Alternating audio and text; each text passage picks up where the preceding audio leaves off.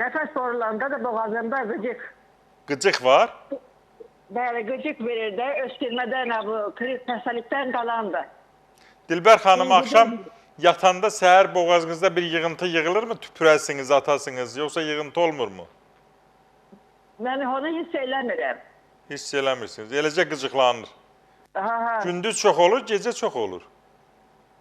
Vallahi gündüz çok olur. Siz, mən deyim sizə, götürün, Ona da Dilbər xanım, siz 3%li Perex götürün. Onu bərabər miqdarda su ilə, isti su ilə, ilıq su ilə qarışdırın, qarqarı ilə 2 saatdan bir. Sonra bir də gülxətmi, dazotu, çoban yastığı, şalfi.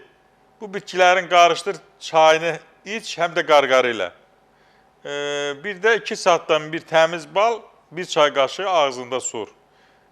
O qıcıqlanmalar gedəcək, qıcıq gedəcək. Getməsə mənlə əlaqə saxlayın. Ancaq hesab edirəm gedəcək və soyuq dilinizə heç də dəyməsin. Dilbər xanım, çox sağ olun, sağlığınıza görə.